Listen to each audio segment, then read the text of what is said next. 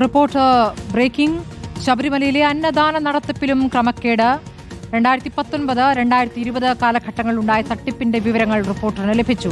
പലചരക്ക് പച്ചക്കറി വിഭവങ്ങൾക്ക് ഏറ്റവും കുറവ് തുക വാഗ്ദാനം ചെയ്ത സ്ഥാപനത്തെ ഒഴിവാക്കി ടെൻഡറിൽ പങ്കെടുക്കാത്ത സ്ഥാപനങ്ങൾക്ക് കരാർ നൽകിയെന്നാണ് കണ്ടെത്തൽ. ശബരിമല, പമ്പ, നിലയ്ക്കൽ എന്നിവിടങ്ങളിലെ അന്നദാന നടത്തിപ്പിലാണ് ക്രമക്കേട് നടന്നിരിക്കുന്നത്. ഞാൻ തൊട്ടടുത്ത വർഷം 2019-20 ഗവൺമെൻറ് ഈ 18-19 അഴിമതി ബോധ്യപ്പെട്ടതിൻ്റെ അടിസ്ഥാനത്തിൽ സംസ്ഥാന സർക്കാർ തന്നെ ടെൻഡറുകളെല്ലാം ഈ ടെൻഡറുകൾ ആക്കി നിജപ്പെടുത്തി.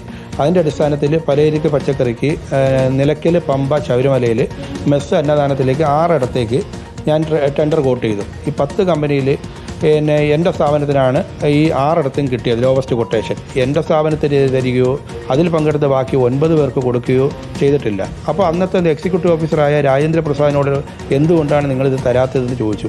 അത് കഴിഞ്ഞ വർഷം നിങ്ങൾ അഡ്മിനിസ്ട്രേറ്റീവ് ഓഫീസറായിരുന്ന ജയപ്രകാശിനെതിരെ അഴിമതിക്ക് കേസ് കൊടുത്ത് ഞങ്ങളെയൊക്കെ പ്രതിയാക്കിയില്ലേ? പ്രതിയാക്കി ഇയാളെ വീണ്ടും ഇവിടെ പ്രവേശിപ്പിച്ചാൽ അങ്ങനെ വരുമ്പോൾ ഞങ്ങൾ എങ്ങനെ ഇത് മുതലാക്കും? അതുകൊണ്ട് തരാൻ നിർവാഹമില്ലെന്ന് പറഞ്ഞു. അന്നദാനത്തിന് ടെൻഡർ നൽകിയ വ്യക്തിയുടെ പ്രതികരണമാണോ? അദ്ദേഹത്തിന്റെ പേരെന്താണ്? അദ്ദേഹത്തിന്റെ പ്രതികരണമാണ് ഇപ്പോൾ കണ്ടത്. ടെൻഡറിൽ പങ്കെടുക്കാത്ത ആർക്കാണ് എന്നിട്ട് കരാർ കൊടുത്തത്?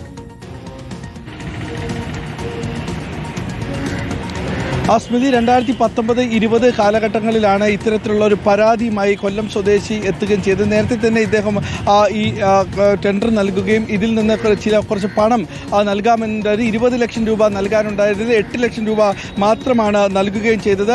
ഈ 8 ലക്ഷം രൂപ നൽകുകയും പിന്നീടുള്ള 22 ലക്ഷം രൂപ ക്യാഷായി നൽകാമെന്ന് പറഞ്ഞപ്പോൾ അത് വേണ്ട, തനിക്ക് അക്കൗണ്ടിൽ വേണമെന്ന് ആവശ്യപ്പെട്ടു. പക്ഷേ ഇദ്ദേഹം ഇതിൻ്റെ രേഖകൾ പരിശോധിച്ചപ്പോൾ 1 കോടി രൂപ ഇതിൽ നിന്ന് എഴുതിയെടുത്ത് കാണുകയും ഇതിനെതിരെ വിജിലൻസിൽ പരാതി നൽകി അടക്കം ചെയ്ത സമയത്താണ് ഇങ്ങനെ ഒരു കാര്യങ്ങൾ. ഇദ്ദേഹത്തിൻ്റെ പേര് ജയപ്രകാശ് എന്നാണ്. ജയപ്രകാശ് കൊല്ലം സ്വദേശിയാണ്. പിന്നീട് ഇതിൽ ഒരു അഴിമതി ഉണ്ടെന്ന് കണ്ടതിനെ തുടർന്ന് ഈ ടെൻഡർ ഉണ്ടായി.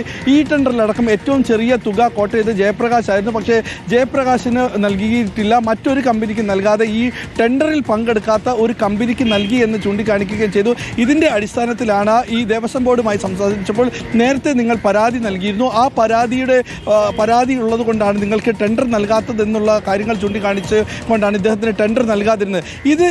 ഈ കാരണത്തിൽ ഇദ്ദേഹം മുഖ്യമന്ത്രിക്ക് ഉൾപ്പെടെയുള്ളവർക്ക് പരാതി നൽകുകയും അന്ന് ഇരുന്ന ആളാണ് ഈ വാസു അടക്കമുള്ള, അന്ന് ദേവസ്വം കമ്മീഷണറായിരുന്ന വാസു അടക്കം ഉണ്ടായിരുന്നു എന്ന് പറയുന്നു. ഇദ്ദേഹമാണ് തന്റെ ടെൻഡർ വെട്ടിയതാക്കിയതെന്നും പറയുന്നില്ല.